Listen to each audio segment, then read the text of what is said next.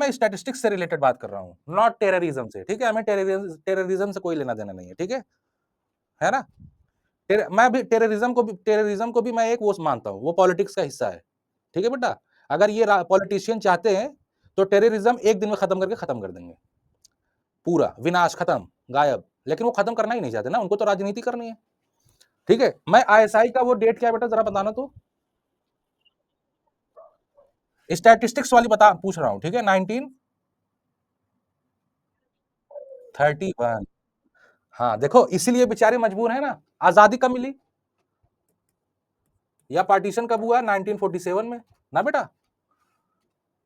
तो ये पाकिस्तान वाले इतने बदतमीज हैं, ये जानबूझ के रखे होंगे इसका नाम ना आईएसआई, क्योंकि ये लोग अपने दिमाग से तो कुछ खोज नहीं सकते, जो उनकी खुफिया एजेंसी है कि नहीं बेटा? बताओ। इसमें मिला हम ये, इसमें आप चाहे इंडिपेंडेंस इसको बोलो चाहे पार्टीशन बोलो, है ना?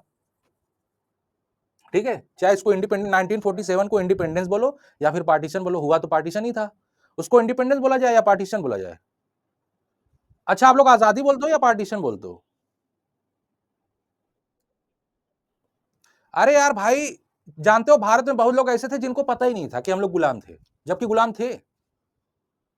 और वो जब आजाद हुए तो उनको पता भी नहीं चला कि हम आजाद कब हुए।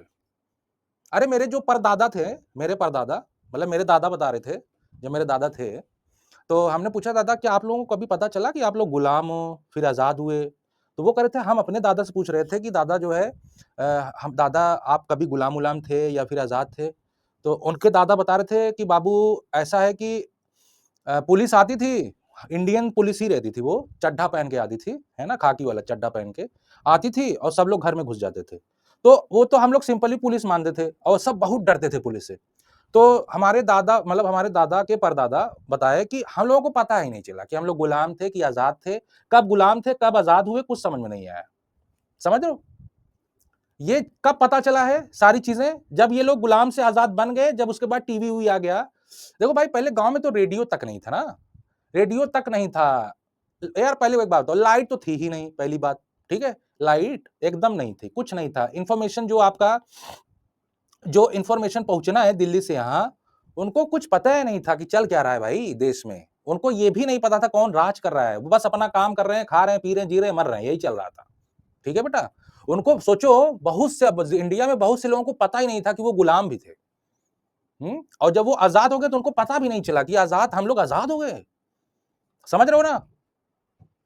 अब यहाँ पे देखो पाकिस्तान वाले बदतमीजी किए कि नहीं भाई, तुम्हें अगर नाम अपने खुफिया एजेंसी का रखना है तो कोई और नामकरण करते, लेकिन तुम लोग केवल नकल मारोगे। ये बहुत ही प्रेस्टिजियस इंस्टीट्यूट है, इसने भारत के लिए बहुत योगदान दिया है। आप लोग जानते हो कि नहीं? ग्रीन रेवोल्यूशन में इसका बहुत बड़ा योगदान है भारत में ना, जानते हो कि नहीं? स्टैटिस्ट महानलोबी साहब ग्रीन रिवॉल्यूशन में बहुत बढ़िया रोल प्ले किए थे। समझ रहे हो कि नहीं यार? तुम लोग जानते हो कि नहीं? थोड़ा सा पढ़ लेना हिस्ट्री हिस्ट्री।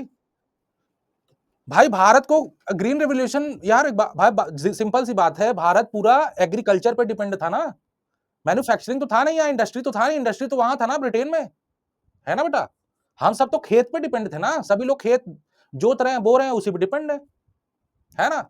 और देखो कहीं ना कहीं आप लोग सुनते होंगे, पहले के जमाने में भाईचारा बहुत ज्यादा था, मोहब्बत बहुत ज्यादा थी ना? वो भी एक रीजन है इसके पीछे। ऐसा नहीं है मोहब्बत थी, वाकई में जरूरत थी, मोहब्बत नहीं होती तो फिर भूखे मर जाते सब लोग। अरे भाई साथ में काम, बात यह है खेत बहुत बड़ा बड़ा है ना, तो काम करने के लिए सबको साथ में काम करना पड़ेगा। काम तभी हो पाएगा जब सभी में आपस में मोहब्बत होगी। उसमें भी देखो क्या था, वो था स्वार्थ था लोगों के बीच, है ना? अभी अब देखो क्या चल रहा है, सब लोग अपना अकेले अकेले काम कर रहे हैं, है ना? सभी लोग नौकरी कर रहे हैं, अपना अलग अलग अपना अपना टास्क कंप्लीट करके चले आते हैं घर ना। तो इसमें आपको किसी और पे डिपेंड होना ही नहीं है ना बेटा। जैसे मान लो सरकारी नौकरी की बात कर लो, एक आदमी जाएगा, उसका जो अपना काम होगा वो कर देगा, बाकी तुम करो चाहे भाड़ में जाओ, हमें तुमसे क्या लेना देना। यही तो हो रहा है भाई, सरकारी नौकरी में क्या चल रहा है बोलो? पॉलिटिक्स ही तो चल रही है, तुम करो चाहे भाड़ में जाओ, हम अपना करेंगे। इसलिए देखो वहां पे सरकारी नौकरी जो डिपार्टमेंट्स हैं उसमें भी राजनीति घुसी हुई है। बात तो ऐसा करेंगे जैसे तुम्हारे लिए जान दे देंगे। लोग आपस में, ऑफिसर्स वगैरह या फिर सरकारी कर्मचारी आपस में जब बात करेंगे तो ऐसा लगेगा जैसे अभी कुछ मांगोगे तो जान निकाल के दे देंगे। समझ रहे हो? लेकिन मैं सच्चाई बताऊं, मौका मिलेगा तुम्हारी जान ले लेंगे और तुमको पता भी नहीं चलेगा। ठीक है? ये सब हो रहा है भाई, मोहब्बत मोहब्बत कुछ है नहीं, है कि नहीं? सब खाली बेवकूफ बना रहे हैं सबको, ठीक है। तो मैं बात किसकी कर रहा था, मिला जुला के इसको हम तो भाई देखो, मैं इसको इंडिपेंडेंस नहीं बोलता हूं, मैं इसको बोलता हूं पार्टीशन, मिला जुला के बस। सबसे ज्यादा जाने लिए इसने पार्टीशन ने पूरे भारत में। सबसे ज्यादा मारा किसने, हिटलर ने, और फिर पार्टीशन ने मारा है सबसे ज्यादा। आप लोग देख लेना, अगर मैं पढ़ाऊंगा जीएस, अदीबा मैम से बात हुई है, वो अभी तैयार हो रही है ना, कह रहे हैं कि ठीक है, मैं आप सिलेबस मैंने भेज दिया है। पीएचडी उन्होंने किसमें की है, ज्योग्राफी में, ठीक है ना। और उनका बोर्ड क्या है, आईसीएसई बोर्ड है, तो इंग्लिश बहुत अच्छा बोलते हैं वो, ठीक है। इंग्लिश में क्लास ले सकते हैं और हिंदी में भी ले सकते हैं, लेकिन इंग्लिश में बहुत बहुत बढ़िया। तो अरे पीएचडी ज्योग्राफी से है तो जाहिर सी बात उनको सब आ रहा होगा, है ना बच्चों, है कि नहीं, बताइए। पीएचडी इन ज्योग्राफी तो जाहिर सी बात उनको सब आ रहा होगा, वो हिस्ट्री भी पढ़ी होंगी, पॉलिटी भी पढ़ी होंगी, ज्योग्राफी में उनका स्पेशलाइजेशन है, सिंपल सी बात है कि नहीं। तो मैं ऐसा ही कोई टीचर ढूंढ रहा था जो देखो बात